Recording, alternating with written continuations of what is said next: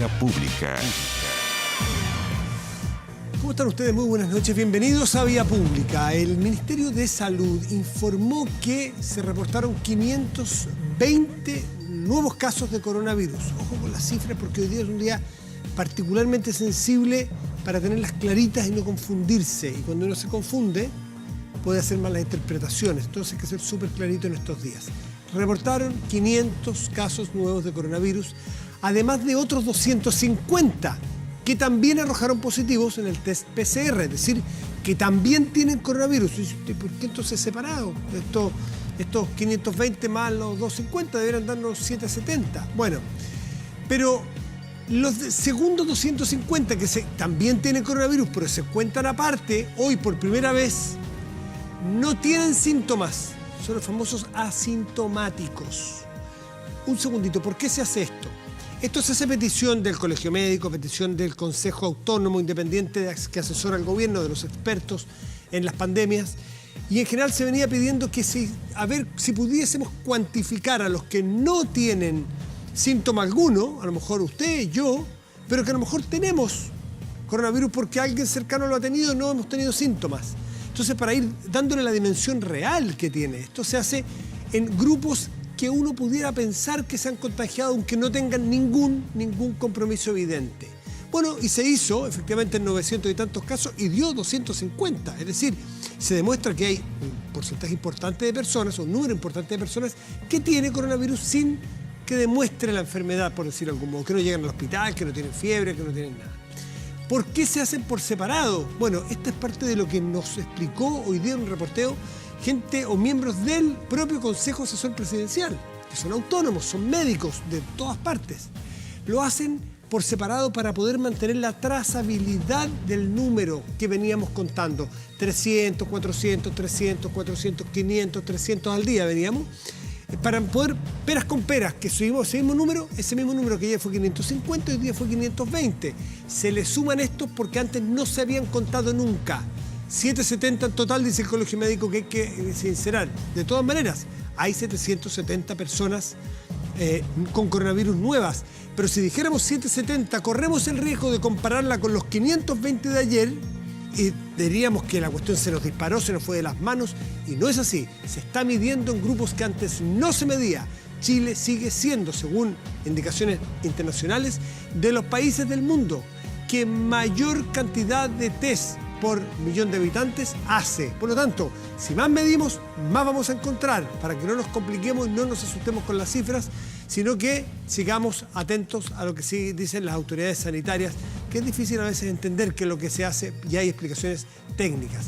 Bueno, sobre esto el ministro de Salud, Jaime Mañalich, indicó que comenzarán a partir de ahora a utilizar una redefinición de casos positivos. Y según las sugerencias de los expertos del Consejo Asesor, que le hacía mención yo, adoptando así 2 de los 3 criterios sugeridos. Es decir, en primer lugar está el caso del paciente que tiene síntomas, lo sabe, ¿no? Fiebre, tos, problemas del olfato y al gusto, el clásico, que se hace con un examen de PCR y da positivo, presencia de coronavirus en su árbol bronquial, como dicen los expertos. Eso es uno, el clásico. 2, los casos de las personas que no presentan síntomas, pero que probablemente han tenido contacto estrecho con alguien que sí los tuvo y que tras el examen sale positivo. Segundo caso, también con PCR, sin síntomas.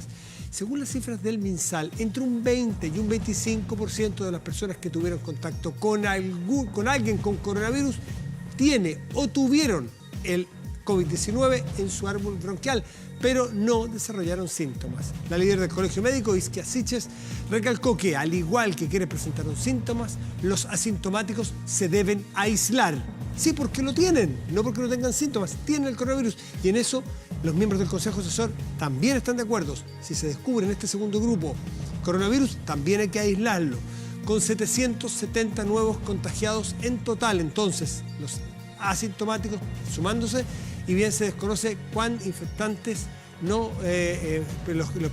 si bien que se desconoce cuán infectantes son y cómo se deben aislar. Pero atención con los números que van a empezar a cambiar un poco en la metodología de medición. Vamos a la pregunta del día.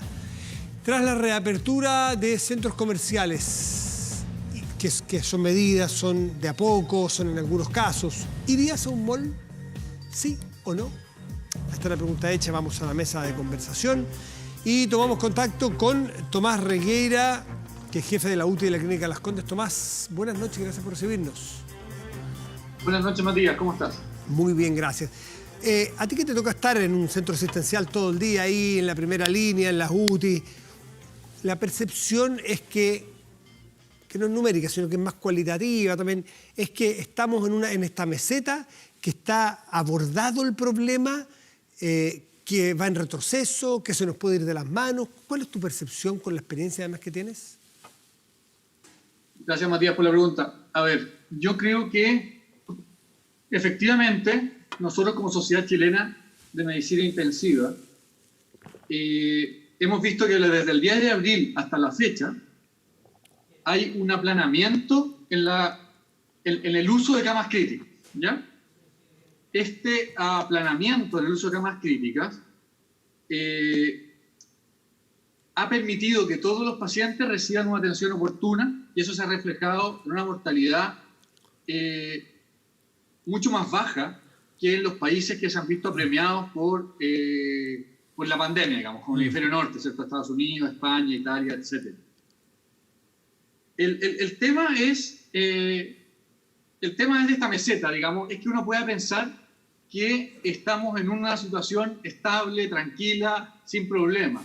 Y sin riesgo a veces. La mayoría de la gente que trabajamos en salud coincidimos en que, tal cual como mostraron los PCR de los casos asintomáticos, la enfermedad está en todas partes en este momento. Y probablemente la cantidad de gente que se ha infectado es bastante menor al total. Probablemente se ha infectado, no lo sabemos, porque no tenemos test poblacionales, pero el 25% de la gente, el 30%, y queda un montón de gente por enfermarse todavía. Por lo tanto, más importante, si estamos en meseta o no, es mantener esta tendencia y no caer en la tentación de soltar demasiadas libertades y saturar el sistema sanitario. Pero hasta ahora se ve manejable, hasta ahora las tendencias, si nada cambia. Puede cambiar todo mañana, se nos puede declarar un brote que nadie tiene visto en alguna parte, ojalá no ocurra, y todo lo que tenemos hacia atrás podemos, como quien dice, perder lo avanzado. Por lo tanto, por eso no hay triunfo, sino que hay mesura en lo que hay hasta ahora. Y la foto ahora indica que se nota acotado, o se nota por lo menos manejable la crisis. A ver, esto es una carrera larga, Matías, no es una carrera corta, digamos. Va a ser una carrera que probablemente nos acompañe meses, y si no hasta el 2021. Porque tiene que infectarse, vamos a inventar, el 80% de la población. Va a haber un porcentaje de gente que no se infecte. ¿Cómo? Sí, claro. Uy, se nos fue el audio. Tomás. ¿Me escuchas o no? Ahí sí. Disculpa, la última parte no te la escuché.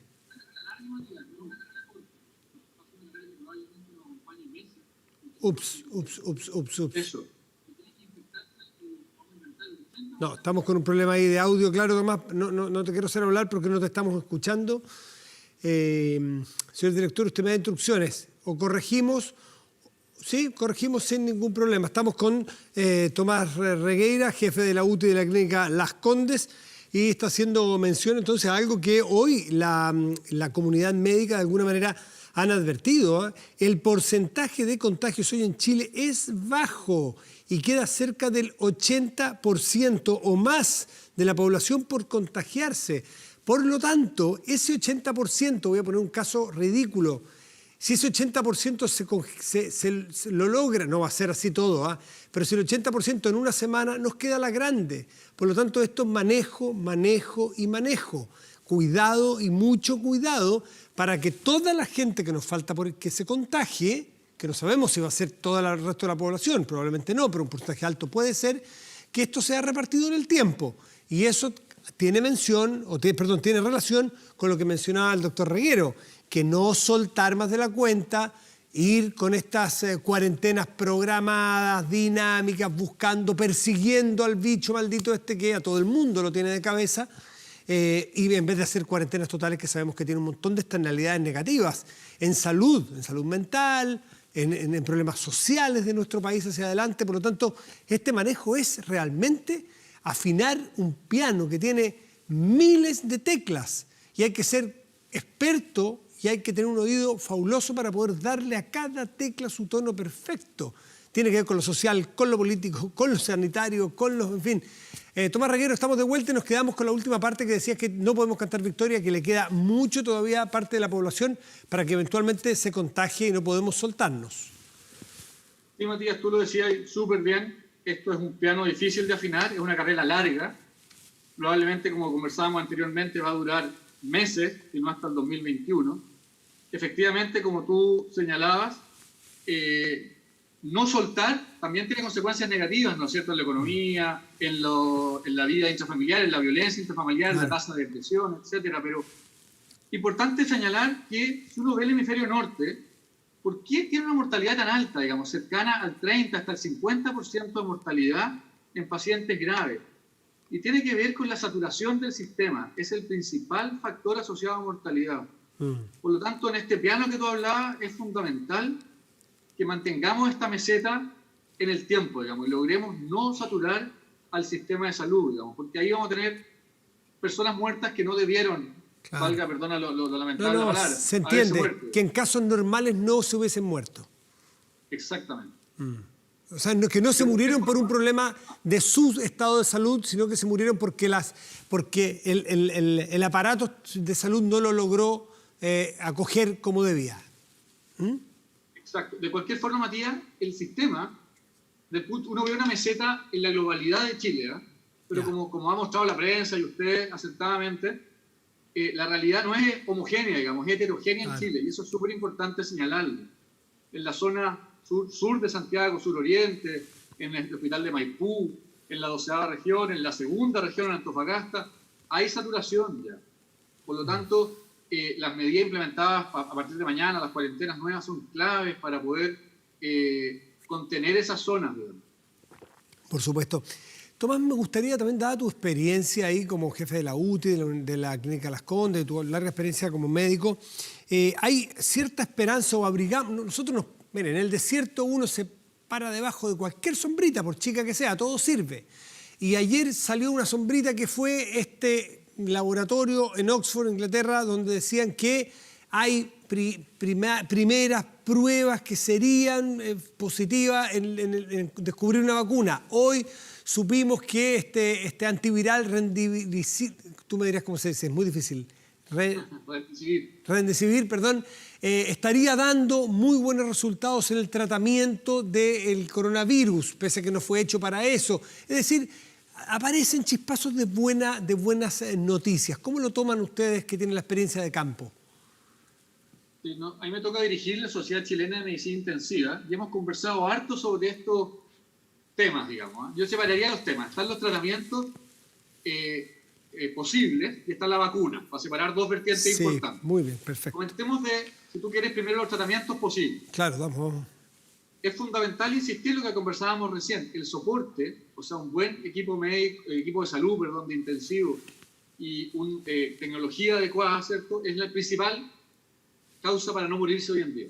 Si uno compara el hemisferio norte con la realidad nuestra actual, gracias a Dios. Sobre este tratamiento soporte no hay nada validado, nada de nada. Solo hay experiencia. Y en ese sentido transmitir que cuando aparece, ¿cierto?, que el plasma hiperinmune, este plasma de paciente, o que los corticoides, o que tal fármaco puede ser milagroso, eso no es así. Hay experiencia. En medicina, para hacer ciencia, como en todas las cosas, tú tienes que tener un grupo que recibe el tratamiento y un grupo que no recibe el tratamiento, ¿cierto? Claro. En ese sentido, no hay estos estudios. Están recién apareciendo los primeros estudios serios. Y el Remdesivir, como tú mencionaste, efectivamente hay dos estudios grandes, uno chino y uno americano. Uno no muestra mucho beneficio, con 300 pacientes por lado, y otro muestra beneficios en términos de mejorarse más rápido, no en mortalidad, en más de 1000 pacientes. Así que estamos en la duda, pero parece ser el fármaco, si hubiera que elegir alguno, el más correcto. El Fauci, uno de los expertos de la Casa Blanca en estas materias, decía hoy día en una crónica que leí en la tarde que esto es análogo a la primera medicina que, en el caso del VIH, hace un tiempo, salió y logró frenar el VIH, porque antes de eso el VIH era sinónimo de muerte. Y ya sabemos que esto ha avanzado tanto que hoy día hay tratamientos de antivirales. Pero hacía mención que el Remdesivir es parecido al primero que salió para el VIH, que fue una esperanza para quienes tenían el VIH. No es que sea el medicamento ni el tratamiento definitivo, pero es una esperanza de que se puede conseguir algo así. Sí, no, efectivamente, el mecanismo de acción del Remdesivir, o sea, lo que inhibe, donde funciona, guarda relación con el virus. O sea, hay una fisiopatología que tiene lógica, lo cual nos da esperanza de que efectivamente es útil. Sí. Lamentablemente no está en Latinoamérica y el fabricante no tiene ninguna intención de traerlo todavía a Latinoamérica como población objetivo. Por lo tanto, si llegase a llegar, sin duda lo ocuparíamos como uso compasivo, que es uso en la falta de otra evidencia mejor. Claro. ¿Qué otros tratamientos ves tú que están dando vuelta, que suenan y que a ustedes se los piden o que ustedes quisieran probar, aparte de los que nos han mencionado? A ver, el tal plasma hiperinmune. El plasma hiperinmune consiste, como hemos visto en la prensa, ¿cierto? Lo han deportado harto. Sacarle plasma a un paciente que se mejoró y que generó anticuerpos, o sea, proteínas, defensas contra el virus, y ponérselo a otro paciente. Esto tampoco hay estudios serios. Está aprobado por la FDA, por la agencia norteamericana que aprueba estas cosas. Pero hay que hacer una serie de mediciones. No es llegar y ocuparlo, que en Chile nadie ha hecho aún. Que es medir estamos en proceso de hacer, digamos, pero que es medir los anticuerpos en este plasma para que estén presentes, porque no es llegar y poner un plasma sin haber medido estos anticuerpos, no tiene sentido, porque si no le estás poniendo una terapia que no tiene ningún sentido. Por lo tanto, estamos tanto la FAL y otros centros como nosotros, etcétera, en el sur, la Universidad Austral, etcétera, están tratando de desarrollar la técnica de medir los anticuerpos y una segunda técnica para ver si estos anticuerpos son además útiles. Por lo tanto, estamos cerca, pero todavía no tan cerca de ocupar esta terapia. ¿Qué otras terapias? Corticoides. Se ha visto que esta enfermedad es larga, como se ha visto, dura 10, 14 días en ventilación mecánica, y se piensa que estos pacientes, a medida que están ventilados, primero se explica todo por el virus los primeros días, pero a los pocos días los pacientes empiezan a empeorar o a persistir enfermos, como una segunda fase, llamemos. Y ahí está la tentación de bajar las defensas, pensar que estos pacientes están haciéndose daño a sí mismos y darle terapias que inmunosupriman. Para eso el corticoide, baja la defensa.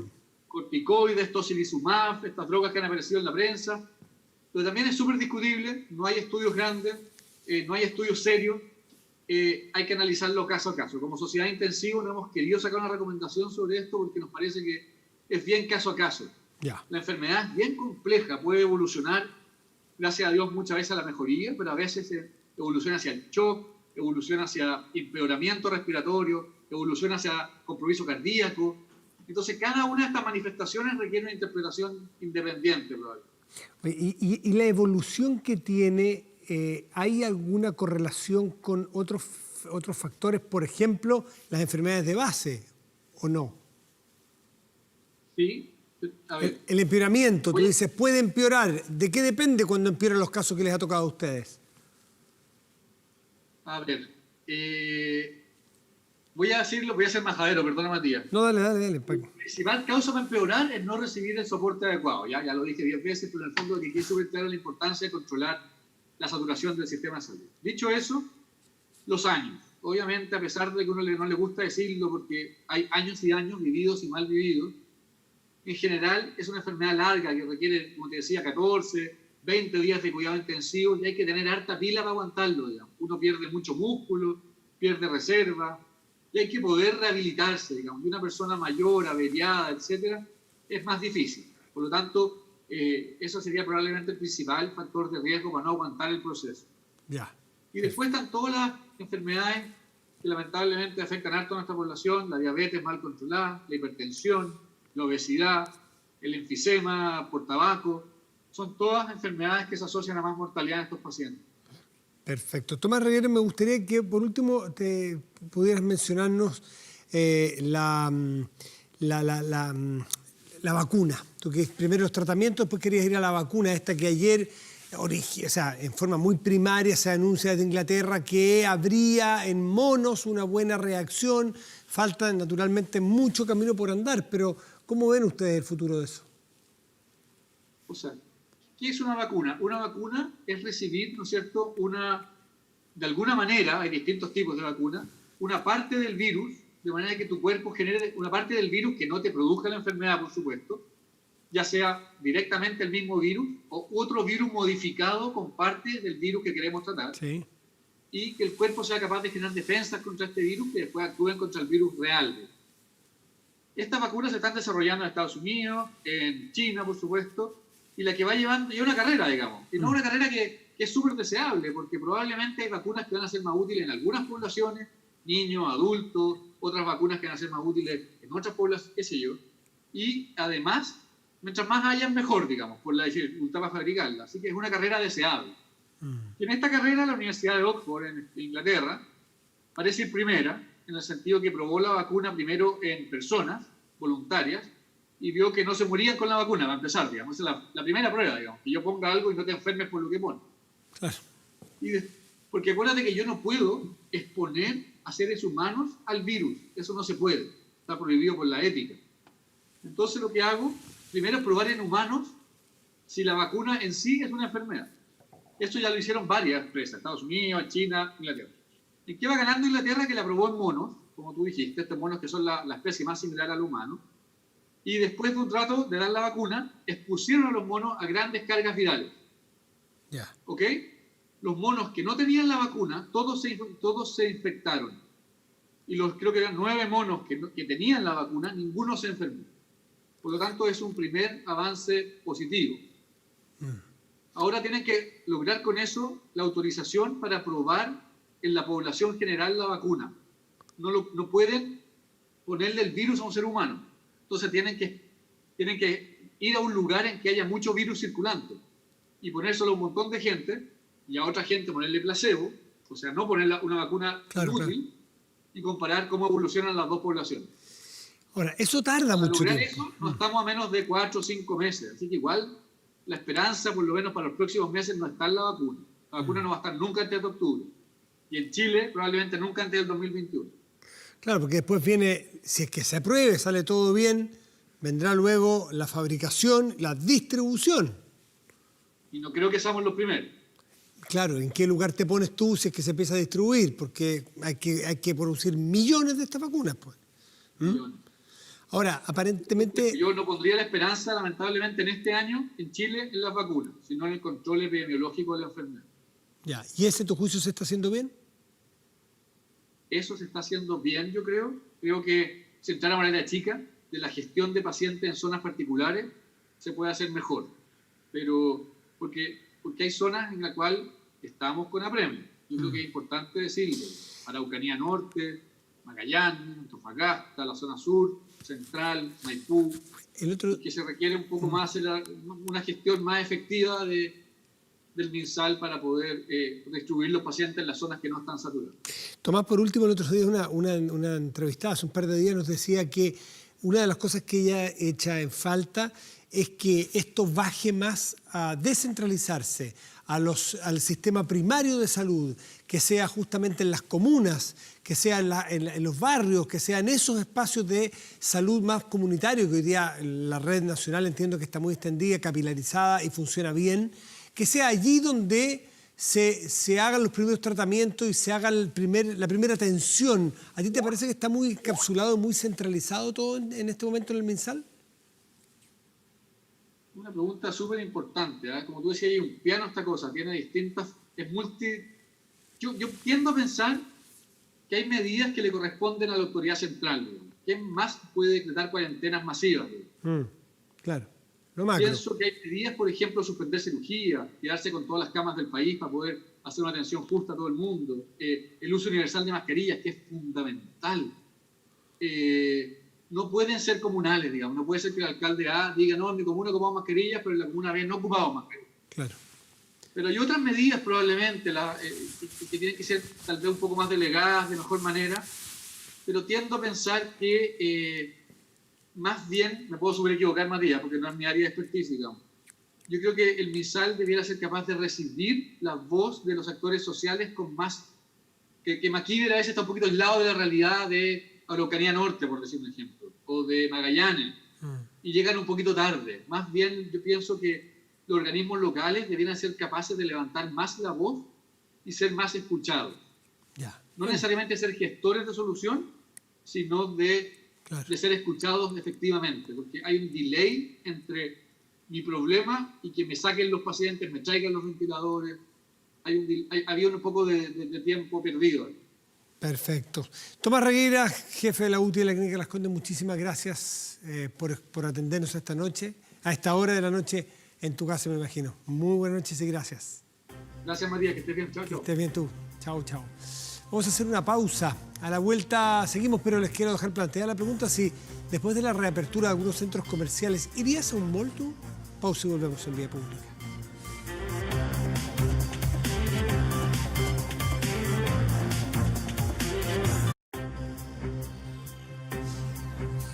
Estamos de vuelta aquí en Vía Pública y tomamos contacto de inmediato con Alejandra Ratia, que es directora ejecutiva de la Fundación Educación 2020. Alejandra, buenas noches y gracias por recibirnos.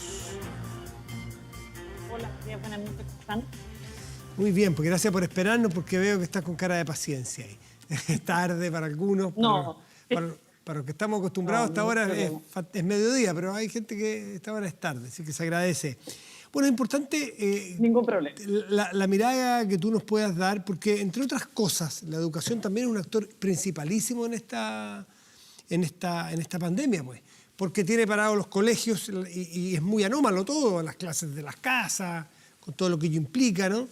Y generando, claro, y generando, por ejemplo, cuadros de mucho estrés. 63% de las personas, esto es una encuesta, estamos conectados, la salud mental de estudiantes frente a una crisis, 63% de las personas se siente estresado, 41% ansioso, alguien dirá que da más de 100, es que hay gente que se puede sentir ansioso y estresado, por lo tanto puede contestar en más de una alternativa.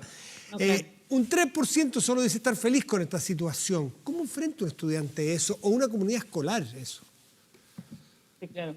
Mira, esta era una pregunta, este es un cuestionario que nosotros hicimos para distintos actores de la escuela, ¿no? Y esta pregunta específicamente es en relación a cómo se sienten los niños, niñas y jóvenes, los mismos estudiantes. Y efectivamente lo que tú dices es verdad, cada uno podía responder más de una emoción que sentía predominante. Lo preocupante, la verdad, es que las cuatro o cinco, te diría yo, emociones predominantes, en todos los casos son negativas, o sea, no predominan emociones más como positivas o por último más neutras, ¿no? Ahora, también hay que poner una nota como de contexto, ¿no? El escenario es complejo, es desafiante, lo hemos conversado en distintos momentos con distintos actores. Esta es una situación inédita para la educación moderna, o sea, no habíamos tenido un caso de una pandemia así. En el mundo hay más de 1.500 millones de estudiantes que están con las clases presenciales suspendidas. En Chile, la suspensión de clases es una de las pocas medidas que es como universal. Tenemos el toque de queda, que es en todo el país, y la suspensión de clases. Las medidas de cuarentena son por comunas incluso, ¿no? Entonces, esto es normal que afecte. Llama la atención, eso sí, Matías, un tema. Mira, nosotros hicimos este análisis por grupo socioeconómico también. Y en todos los grupos socioeconómicos lo que predomina son las emociones negativas, pero hay cierta variabilidad. En los grupos bajo y medio bajo, lo que predomina es la sensación de aburrimiento, la molestia y una sensación como de ansiedad, de estrés. En cambio, en el medio y en el alto, lo que predomina en general es la ansiedad, el sentirse estresado, pero cambia un poco en el tercero, que es que aparece como emoción predominante la soledad, que aparece en el nivel socioeconómico medio, o sea, alto. Aparece la soledad entre los jóvenes. Entonces, todos estos son indicadores que nos están diciendo, tenemos que ver qué es lo que está pasando con nuestros niños, niñas, jóvenes y cómo nos hacemos cargo, porque además este es un problema que tenemos hoy día. Esto no estamos hablando de trayectorias de aprendizaje en el futuro, ¿no? Es la sensación emocional que estamos transmitiendo, bueno, los adultos y que también hay una parte de esto que es normal, también hay que entenderlo, ¿no? Pero el desafío para nosotros es cómo nos hacemos cargo. Exactamente, y qué distinto debe ser para un docente, para un profesor, estar a través de una plataforma tecnológica sin poder, acercarse a un niño o una niña a preguntarle, verle la carita que está complicado con un problema, con una resolución de un problema. Lo hace más frío, lo hace más equidistante, y me imagino que la labor del docente por esencia no es equidistante. En 40 niños o niñas hay niños que tienen mayor capacidad de autonomía y otros menos, entonces el profesor va moderando, va equilibrando, y con un Zoom eso es muy difícil. Es muy difícil a distancia. De hecho, el 91% de los docentes señala que en este momento lo importante es poder acompañar emocionalmente a sus estudiantes, digamos. Pero, por cierto, algo está pasando que en el fondo, a pesar de que ellos lo reconocen como algo importante, no estamos pudiendo hacerlo como, en el fondo, como contexto, ¿no? De hecho, hay un dato bien llamativo y que yo creo que nos llama a la acción también, mirándolo desde el lado más como propositivo, ¿no? Que es que el 55% de los apoderados le ha costado acompañar emocionalmente a sus hijos. El 55% le ha costado, lo reconoce incluso, ¿eh? Y el 69% dice, me gustaría tener ayuda, me gustaría tener ciertas claves, ciertas como recomendaciones, orientaciones desde la escuela respecto a cómo acompañar a nuestros hijos e hijas, a nuestros niños a cargo, ¿no? No siempre son hijos, pero a los niños que tenemos a cargo. Y en eso quizás es una voz de alerta en términos de que, sobre todo en este momento en que estamos en un contexto que es incierto, en un contexto que es inédito y en un contexto en que no sabemos cómo va a evolucionar también, a poner como de alguna manera una voz de tranquilidad desde los adultos en términos de quitar como esta premura que tenemos. Dos premuras yo creo que son como que nos juegan un poco en contra, ¿no? La primera es como la premura de que los niños tienen que aprender en la casa igual como si estuvieran en la escuela. Eso no es realista, eso es también desconocer un poco la labor de la escuela. Es imposible, tenemos que aceptar que los niños no podemos replicar en las casas como si estuvieran en las propias escuelas. Y por otro lado, también tenemos que mirar en perspectiva. Cuando uno mira la trayectoria formativa de los niños si miramos solo la enseñanza básica en la media son 12 años, si miramos la educación parvularia pueden ser 14 o más incluso. Entonces hay que poner en perspectiva y decir, mira, por ahora vamos a poner el énfasis en este momento en contener, en acompañar, en ayudar a nuestros estudiantes que están teniendo estas emociones negativas. Eso de alguna manera es un llamado de urgencia, ¿no? Claro.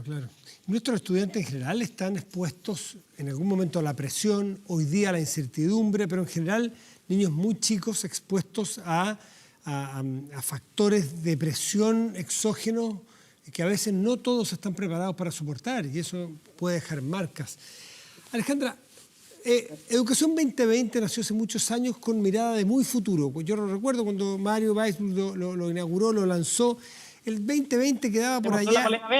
Claro, quedaba por allá lejos, bueno, llegó. Y hoy casualmente, paradójicamente, llegó en el 2020 la pandemia.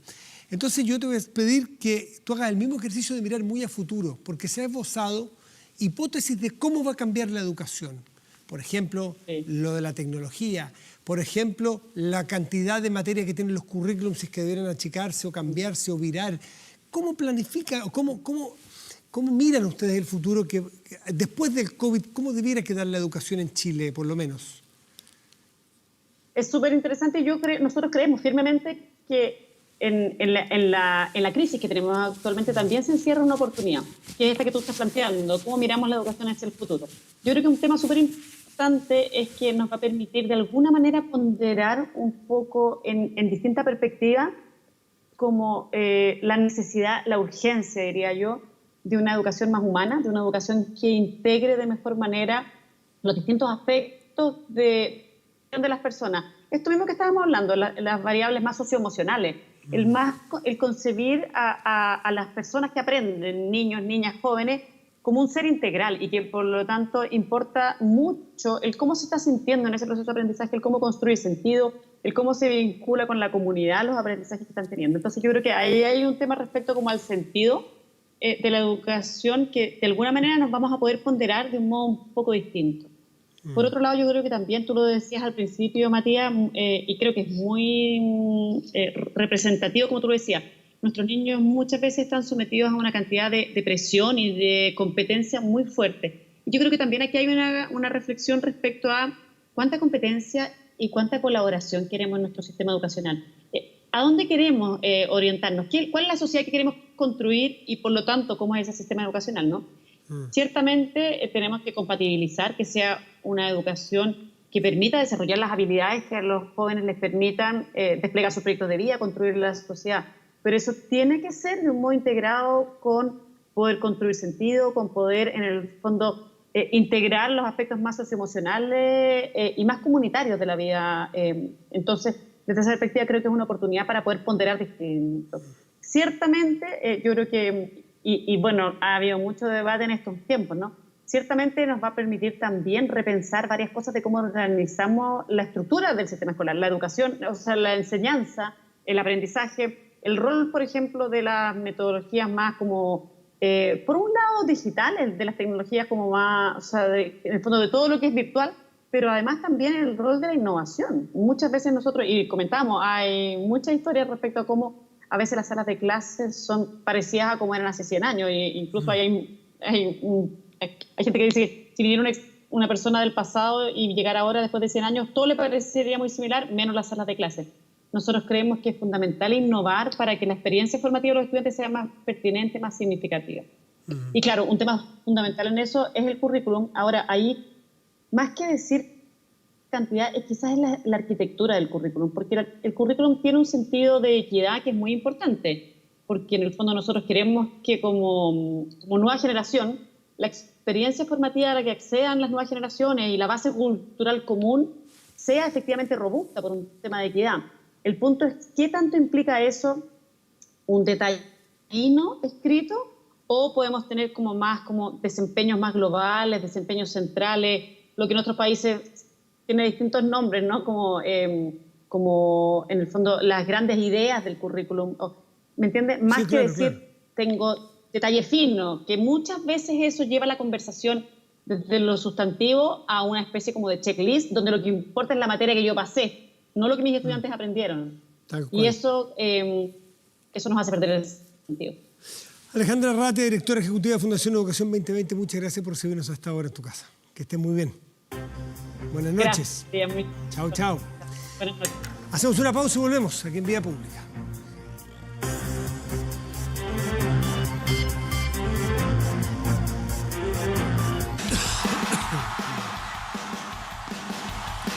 Ya estamos de vuelta en Vía Pública. Revisamos el resultado de la pregunta que nos invitamos a participar.